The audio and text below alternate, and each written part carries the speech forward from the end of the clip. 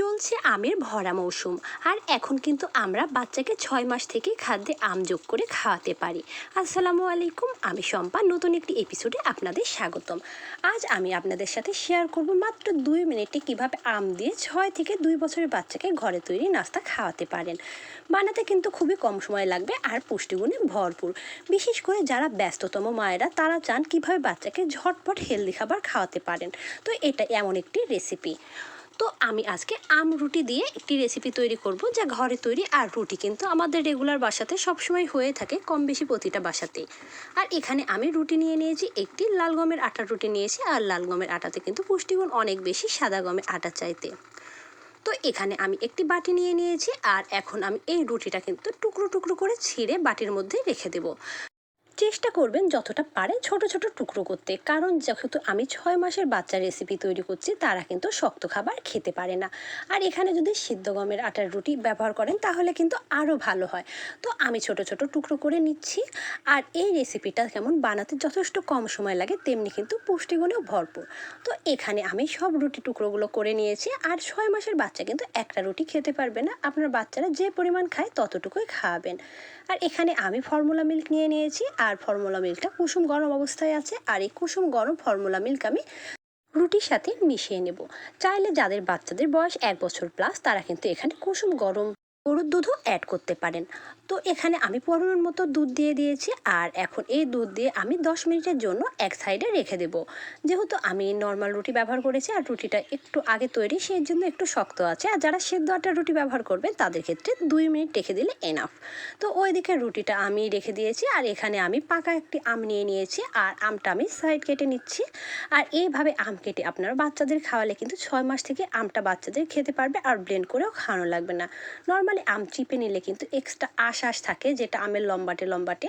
আর এইভাবে আমটা দেখুন, যদি কেটে নেন আমের মধ্যে কোনো আঁশ থাকবে না, একদম মসৃণ হয়ে যাবে। চাইলে এই খাবারটি আপনারা ব্লেন্ড করেও খাওয়াতে পারেন, কিন্তু আমি বাচ্চাকে ব্লেন্ড করে খাওয়াবো না। 6 মাস থেকে বাচ্চাকে আপনারা চেষ্টা করবেন চটকে চটকে খাবার খাওয়ানো। তো আম আমি এইভাবে চিকন চিকন করে স্লাইস করে নিচ্ছি, ডানে বামে চারিদিকে। আমি নাইফের সাহায্যে খুব সুন্দর করে চিকন চিকন রেখা টেনে নিয়েছি। আর এখন কিন্তু একটি চামচের সাহায্যে আমটা আলতোভাবে তুলে নেব। এইভাবে তুলে নিলে দেখুন আমটা একদম নরম হয়ে ঝরে চলে আসছে। আর বাচ্চাদের খাওয়ানোর আগে অবশ্যই আমটা চেক করে দেখবেন আমটা মিষ্টি আছে কিনা। আম যদি টক হয় সেই খাবারটা কিন্তু বাচ্চা আর খেতে চাইবে না। আর 6 মাসের বাচ্চাকে প্রথমে আপনারা বাচ্চারা খেলেও অনেক বেশি আম খাওয়াবেন না, প্রথমে 2-1 চামচ করে খাওয়াবেন। তারপরে দেখবেন সেটি বাচ্চাদের পেটে সচ্ছে কিনা। যদি কোনো প্রবলেম না হয় সেক্ষেত্রে আপনারা পরিমাণ একটু একটু করে বাড়াতে পারেন, কিন্তু 6 মাসের বাচ্চাকে কখনোই আপনারা চাইলে একটি আম দেবেন না। তো আমি কিন্তু 2 স্লাইস আম এইভাবেই কেটে নিলাম। আর এখন আমগুলো আমি এক সাইডে রেখে দেব। আর এই দিকে কিন্তু রুটিটাও একদম ভালোভাবে ভেজে গিয়েছে, দেখুন আমি হাতের সাহায্যে দেখাচ্ছি। আর এই ক্ষেত্রে কিন্তু কোনো চামচ না, আমরা হাতই ব্যবহার করব, কারণ হাতই উপযুক্ত মেশিন। চাইলে এখানে ব্লেন্ড করে নিতে পারেন, কিন্তু সবার বাসায় কিন্তু ব্লেন্ডার থাকে না। আর বাচ্চাকে প্রথম থেকে চেষ্টা করবেন হাতে চটকানোই খাবার খাওয়াতে। আর যেহেতু 6 মাস 7 মাস এই বয়সে বাচ্চারা কিন্তু আস্ত শক্ত খাবার গিলতেও পারবে না, সেক্ষেত্রে কিন্তু তাদের চটকে দিতে হবে। তো আমি মিনিট খানেকের মতো চটকে নিয়েছি। দেখুন খাবারটি 90% 95% কিন্তু চটকানো হয়ে গিয়েছে। চাইলে আপনারা পুরোপুরি চটকাতে পারেন বা আধা ভাঙা অবস্থায় রাখতে পারেন। এই পর্যায়ে অ্যাড করে দেব কিন্তু আমি আমগুলো টুকরো করা। তো আমি পরিমাণ মতো আম নিয়ে নিয়েছি, এখানে আমি 1 স্লাইসের মতো আম নিয়ে নিয়েছি। আর আমটাও এখন কিন্তু এইভাবে ভালোভাবে পেস্ট করে নিচ্ছি। আর এইভাবে আম টুকরো করার কারণে কিন্তু আমের মধ্যে কিন্তু কোনো আঁশ ভাব নেই। আর ঘনত্বটা কিন্তু আপনারা আপনাদের বাচ্চাদের খাবার অনুপাতে রেখে দেবেন।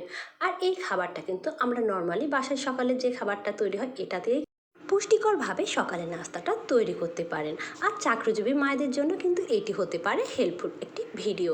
আর তাই আম ফুরিয়ে যাওয়ার আগে রেগুলার এইভাবে বাচ্চাকে খাওয়ান। চাইলে এখানে আপনারা আমের বদলে কিন্তু পাকা কলাও ব্যবহার করতে পারেন। তো দেখুন আমি ঘনত্বটা কেমন রেখেছি, আর রান্নাটা কিন্তু পুরোপুরি খাবারটা কমপ্লিট। আর এখন কিন্তু আমি বাচ্চাকে যে বাটিতে খাওয়াবো সেই বাটিতে ঢেলে নেব। আর এখানে আপনারা রুটিটা চটকাবেন আপনাদের বাচ্চার খাবার অনুপাত অনুযায়ী।